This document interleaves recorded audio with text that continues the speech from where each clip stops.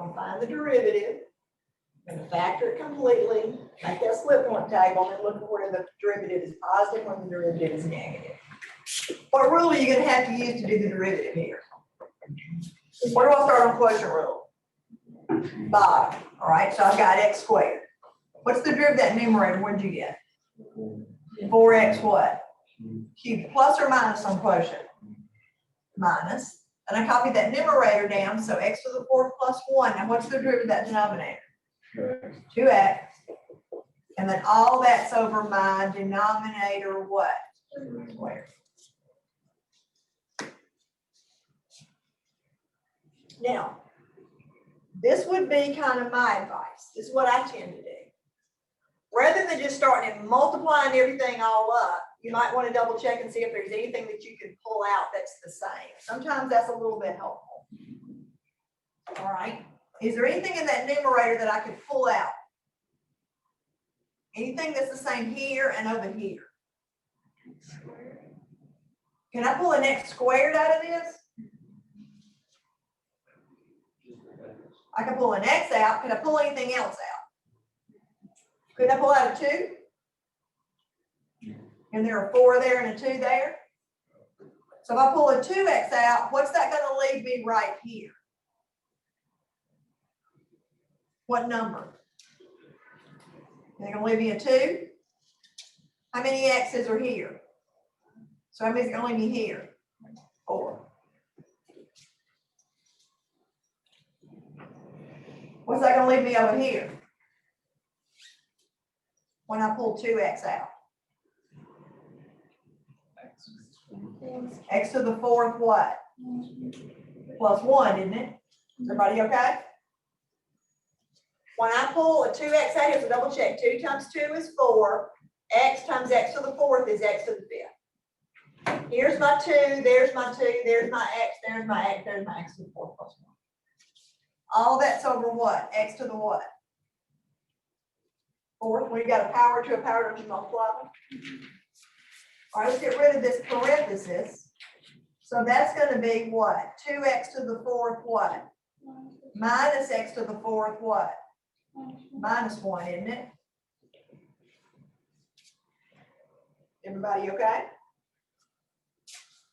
So that's 2x over, what's 2x to the fourth minus x to the fourth? X to the fourth. Minus 1 on the top over x to the fourth on the bottom. Everybody with me so far? Now, some of y'all did this on a test or two and got in a lot of trouble. Can I divide this x to the fourth out with that one? No, you can't go in the middle of a plus minus, start crossing stuff out. But I can divide this x with one of those because that's just multiplication.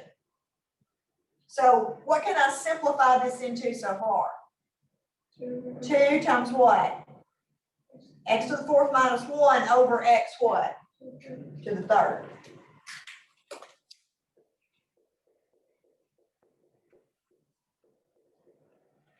A little bit better, but it's not completely factored.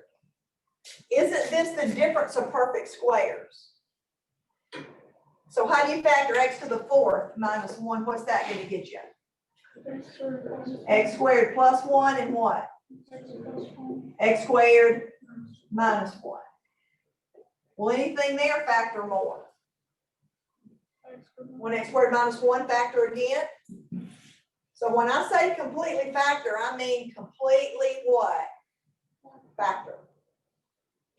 So I'm going to have a 2. I'm going to have an x squared plus 1. I'm going to have an x what? Plus 1 and an x what? Minus 1 all over an x what? Now it's completely factored. So that's what I mean by completely factored. If you don't get it completely factored, it's not going to go well for you. Okay. So here's my derivative.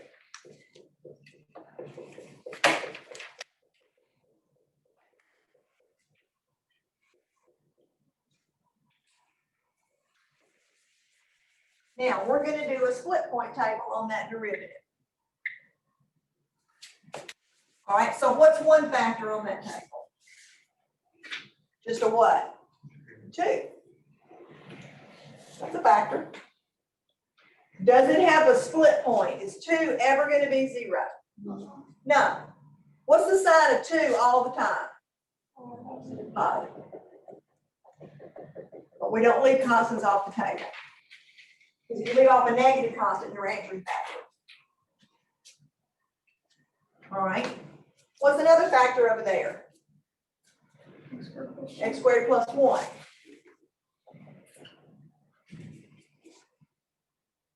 All right, how do I find the split point again? Remind me, I don't remember. All right, set that equal to 0 and see what happens.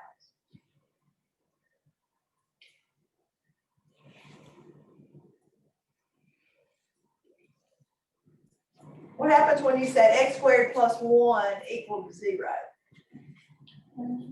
You get x squared as a what? Negative 1. When is that ever going to happen? It's not. So what that means is it doesn't have a split point. What does that mean? It means the sign is not going to change. It's either positive all the way across or negative all the way across. How do you decide which one it is? Well, if it's the same all the time, just plug in any number and see what it is. So what's the easiest number to plug into that? All right, what's 1 squared? What's 1 plus 1? Is that positive or negative? So apparently this thing's always positive. So that's what I mean by you don't always have split points.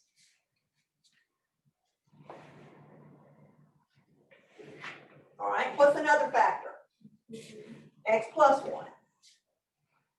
All right, what's the split point for that one? Does that one have a split point? What's that split point?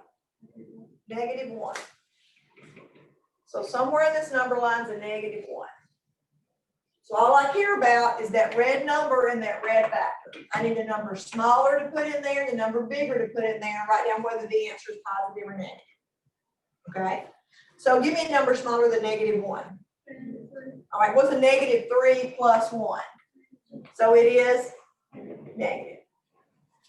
All right, what's an easy number bigger than negative 1? 0. What's 0 plus 1? 1. So it is positive. All right, what's another factor over there? X minus 1. Okay. So what's the split point for x minus 1? 1. Now, and so is 1 to the left of the negative 1 or to the right? Somewhere to the right, isn't it? So I'm looking at that purple number and that purple factor. Number to the left, number to the right. So give me a number smaller than 1. What's 0 minus 1? So it's positive or negative? Negative.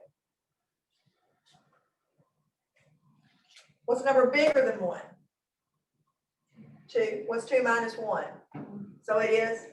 So you see what I mean by the table gets longer, but it doesn't get harder.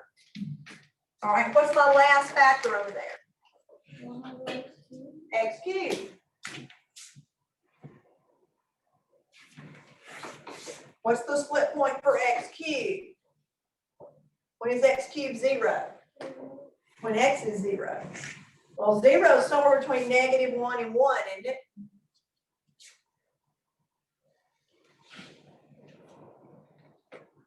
So give me a number smaller than 0. What happens when you cube a negative 1? You get a negative 1. What's a number bigger than 0? 1. What happens when you cube 1? You get 1, which is. So that's all 5 factors on my table. So it wasn't hard, it was just long. Now I do what it says, with what it says to do. I multiply these 4 and then divide that answer by that one. All right. So what's a positive times positive? Positive. What's a positive times a negative? What's a negative times a negative? What's a positive divided by a negative?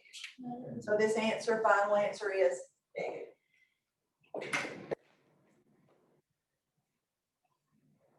What's this final answer going to be? Everybody see why that final answer is positive? What's this final answer? Negative. What's this one? Now, it will not always alternate, and I'm just getting a habit of going, if it starts negative, it's gonna go negative, positive, because it won't. You've got to multiply and divide it out and see. So does everybody understand how I got those final values? All right, how do I know where the function increases? What am I looking for when the function increases? Where the final answer is what? Positive or negative? Where's your final answer positive? Or negative 1 to 0, or what? 1 to infinity.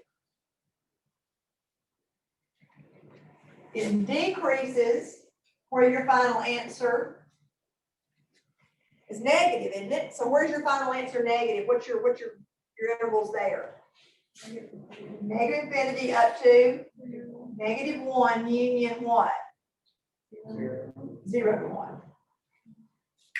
Okay? Now, I want to talk about relative max and relative min. So relative max at, relative min at. Now, I may not have one. I may have to go back and erase it. But don't put equals or a colon or something because the minimum's not the point. The minimum's only the y coordinate. All right, let's use common sense again. It's coming down, correct? And then it turns and goes up. So what might you have right here? A minimum. Negative 1 comma something. All right, it's going up and then it turns and goes down. So what might you have right there? You might have a max there. It's going down and then it turns and goes up. What might you have here? A minimum, right? Now, how do I get those y coordinates? Plug them in. What happens when you try to plug in 0 over here? Gone. So what does that mean? That means I don't have a what? Max. Nope, none. My only possibility wasn't a possibility, but you will check your domain before you do this. So you should have caught that before, but if you don't, you'll catch it now. Again, how do I get these y coordinates? So 1 to the 4th is 1. 1 plus 1 is 2. 1 squared is 1. What's 2 over 1? 2. What's that when you plug in negative 1? You're still going to get what?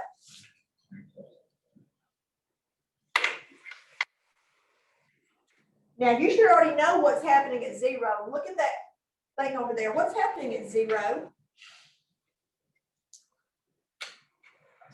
Asymptote. What kind of asymptote? It was on your last test.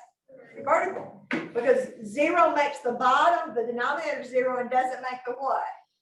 The numerator 0. So I know I've got a vertical asymptote at 0. That's why I don't have a point there. So see, several of the things that you need, you've already got. Okay. Now I want to do one more real quick, and then I want to show you about concavity, which is exactly the same process. Let's do one with trig, because y'all panic when I put trig.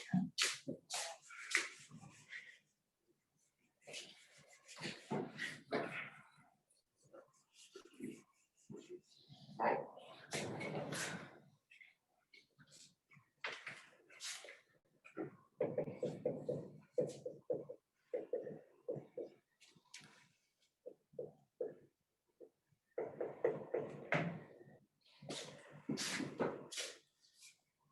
So we don't do the graph forever.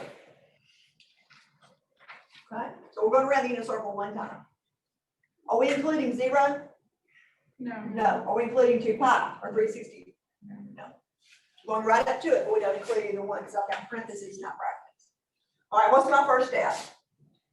Derivative. All right, what's the derivative of 1/2 x? 1/2. Minus, what's the derivative of sine of an angle?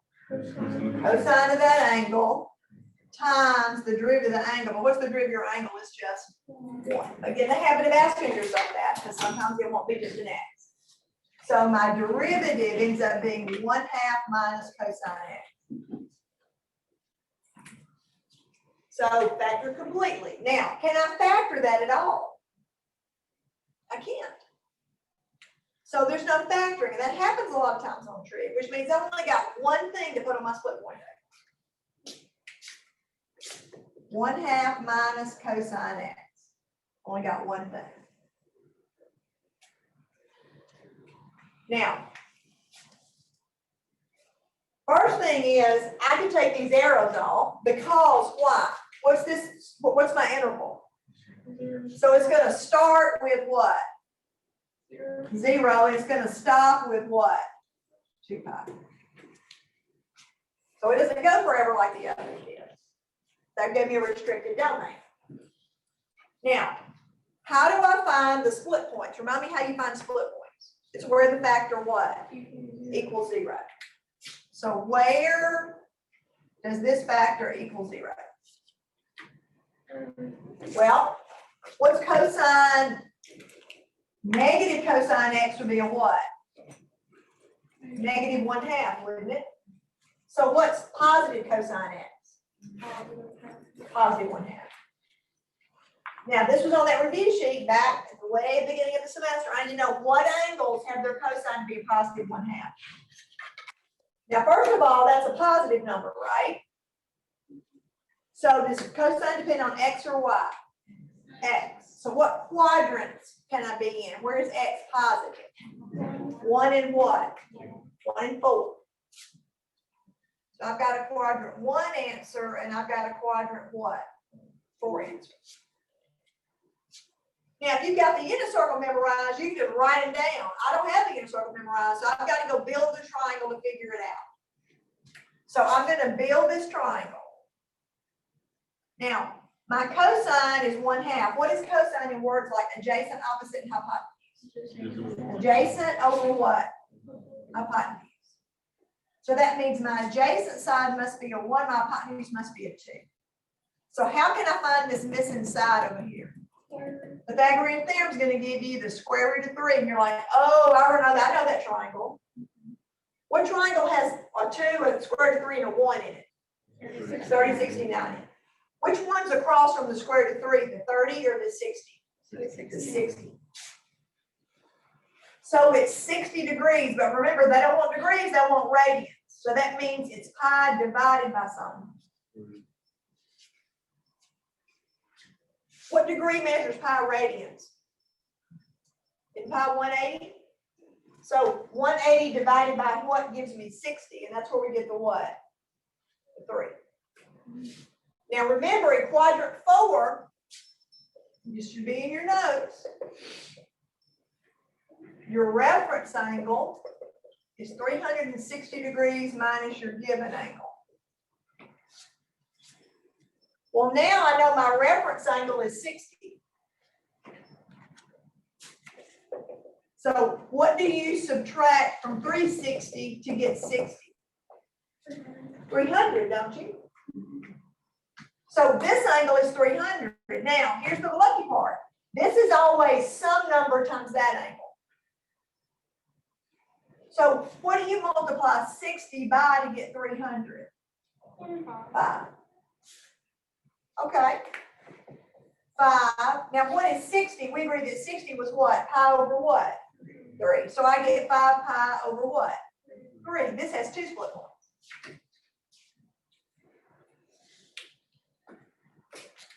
So I've got a pi over 3, and I've got a 5 pi over 3. Now, most of us think better in degrees than we think in radians. Okay. Now, you'll have a scientific calculator on you. Then pick any angle between 0 and 60 and plug in there and see if it's positive or negative. You can pick 30, but you can pick 15. I don't care. But make sure if you're going to use degrees that it's in degrees. If you're going to use radians, make sure it's in radians.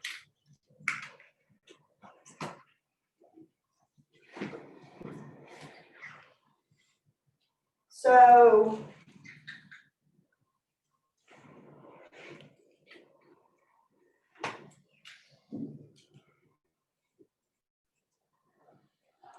would you get if you say 1/2 minus the cosine of 30, or 1/2 minus the cosine of 15, or 1/2 minus the cosine of 59?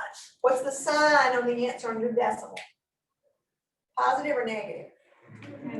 Is it negative?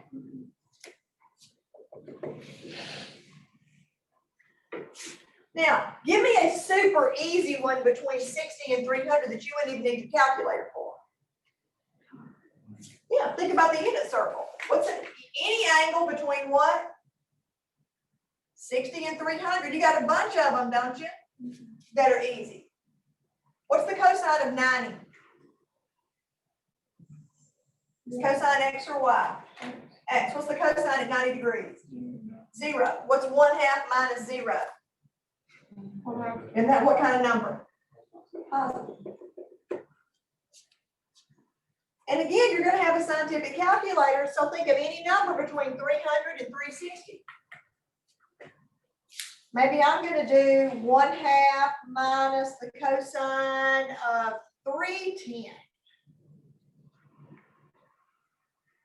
And I get a negative 0.1427 and it keeps going. All I care about is it positive or negative. It's what? Negative.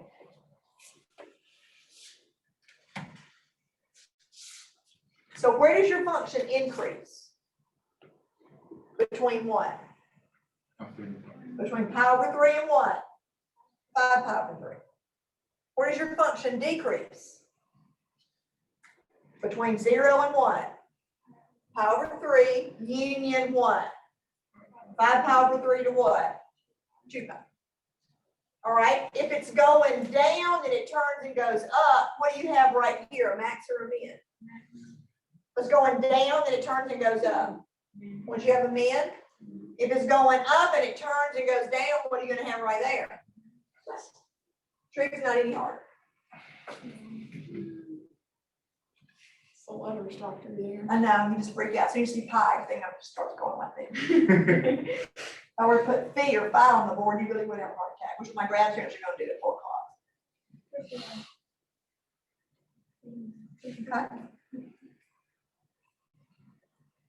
All right, are we okay? And that's an example in your book, so you can finish it out. That's why I did it. You go back and look and see what they got for their points and that kind of thing. Now, I want to start this because we're going to zip through it next time because it's the same process. To get the actual points, you're going to make t-tables. Now,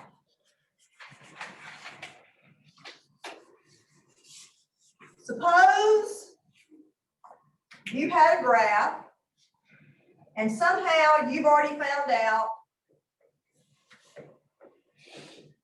where your maxes and mins are. So maybe you've got a minimum down here, and then you've got a maximum up here, and then you've got another maximum up here, and then you've got another minimum down here.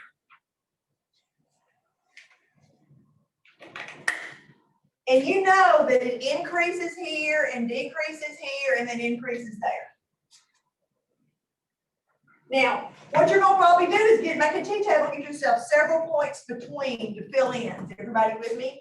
And everybody would pick the same ones. And we'll do those later. But here's the kicker. You know the function's going up from this point to this point. But the question is, does the graph go straight? Or does the graph curve like that? Or does the graph curve like that? What's the curvature? So when you play connect the dots, is it cupping like this? Or is it cupping like this? Or is it not cupping at all and going straight? Now, that's called concavity. Concavity is how it's cupping. So if you have something like this, that's called concave up. It's like a cup sitting up. It would hold coffee. If you have something like that, that's called concave down. You don't want to pour coffee. It's not going to go well. When it's straight, it says there's no concavity, no cupping, no curvature. So not only are you gonna need to know where the thing's increasing and decreasing, you need to know how it's concaving, how is it cupping. Now, let me show you something. I'm gonna go back to these tangents again.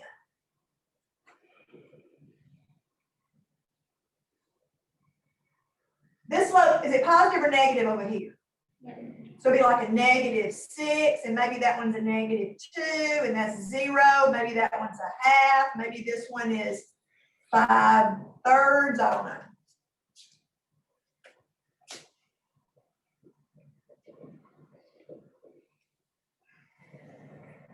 All right. Look left to right. -6, -2, 0, 1/2, and 5/3. Are those derivatives increasing or decreasing in value? What are the derivatives doing? They're increasing. All right, look on this one.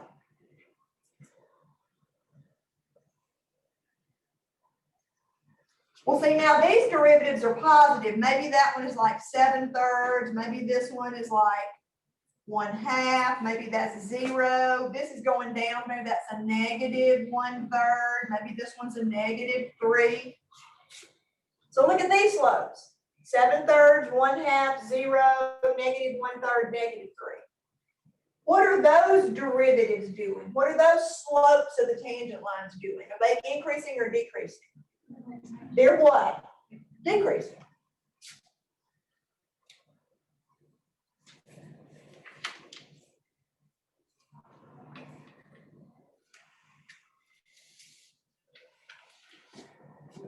Now, here's the kicker. How did you find where the function increased? What did you do to the function? You took the what? The derivative. So how am I going to find where the derivatives are increasing? What am I going to have to do to this derivative? Take another derivative. Same thing down here. So where the derivative of the derivative, what's that called? The second derivative. Where the second derivative is positive, it's going to be cupping what? Up, concave up. Where the second derivative is negative, it's going to be cupping which way? Down. So all you're going to do is exactly the same thing another time. You're going to take the derivative of the derivative. You're going to take the second derivative. And you're going to make a split point table. And you're going to find where it's increasing and where it's what? Decreasing. So here's your steps for concavity.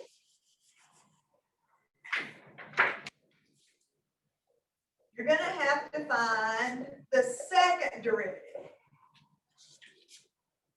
And then the process is the same. You're going to factor completely.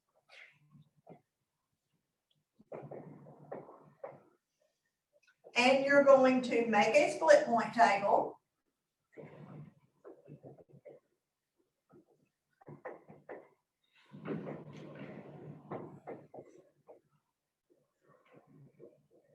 Where that final answer is positive.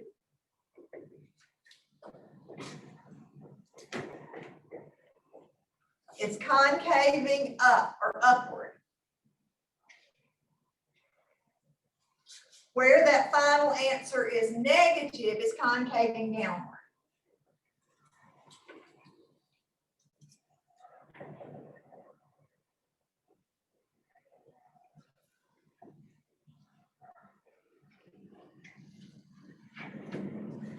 And where the concavity changes, they call them inflection points.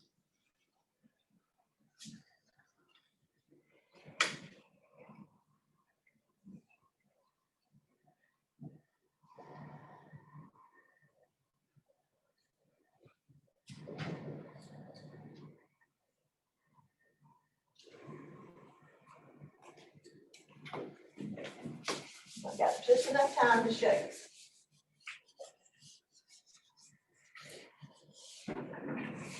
Okay.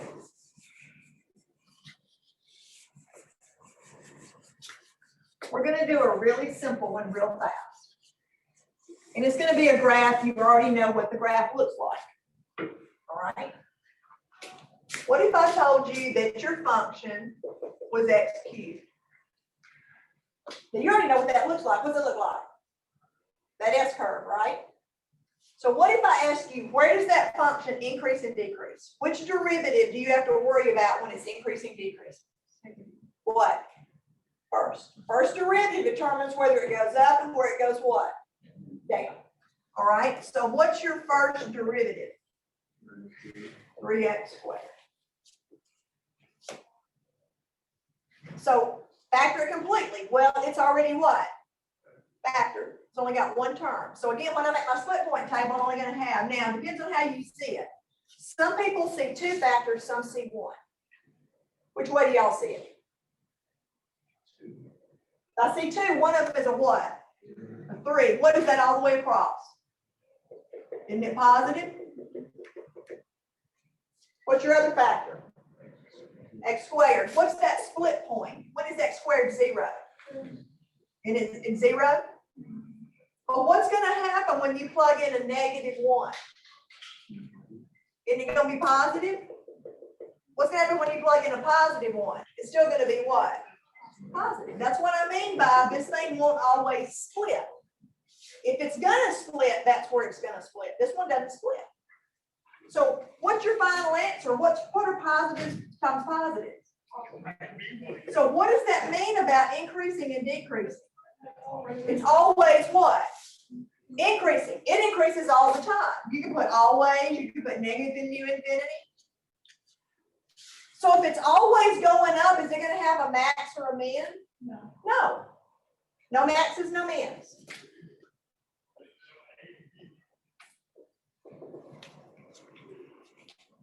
Okay. Now I know the curvature, so I know the concavity. So which derivative do I need now? I need second derivative. So what's the derivative of this derivative going to get? 6x. Again, depends on how you see it. Some see 1 factor, some see 2. If you see 2, one of them is a 6, isn't it? What's that sign all the way across? Positive. What's my other factor? X. All right, and again, when is x equal to 0? When x is equal to what? 0. All right, plug a number in smaller like -1. It's -1. We plug a number in bigger like 2 is, everybody with me? So where does this thing concave up? It concaves up where that final answer is positive, and your final answer positive right here. So it concaves up from what? 0 to what? Infinity. Where does it concave down? Where your final answer is negative. Where's that? In here? So that's going to be negative infinity to what? To 0. Does it have an inflection point? An inflection point is where the concavity changes. Does your concavity change? Doesn't it change from down here to what? Up there? So where's the concavity change when your x is what? 0. How are you going to get the y part? Where do you plug it? The original. 0, 0. So when you go to graph it, you don't know enough points really to graph it. What's the only point that you know out of all this? 0, 0. So chances are you're probably going to have to make a t-table with some other values in there. What if you put in a 1? What happens when you cube 1? You get what? 1. What happens when you cube 2? You get what? 8. When you have a -1 and cube it, don't you get a -1? When you have a -2 and cube it, you get a -8. And here's what I tell people. Normally, I just play connect the dots and I go back and exaggerate the concavity on the test. Do you understand that this thing is going up all the time? Is everybody with me? But then I go back. It's supposed to be like a cup sitting up between 0 forwards. Everybody with me? So I double check. Does that look like, see, I'm going to make mine look a little more like a cup sitting what? Up. Then to the left of zero, it's supposed to be like a cup sitting what? Down. There's my graph. And the inflection point's where the concavity switches, and it's real subtle, you can't really tell it. So for a graph, I would just kind of exaggerate it. All right, now my plan is your homework's gonna be where? On Moodle, but I'm also gonna probably throw up a video probably tomorrow or early Friday, just to make sure that I've got one worked kind of from start to finish with increasing, decreasing, maxes and mins, concavity and inflection points. Okay? All right, so if you need some help.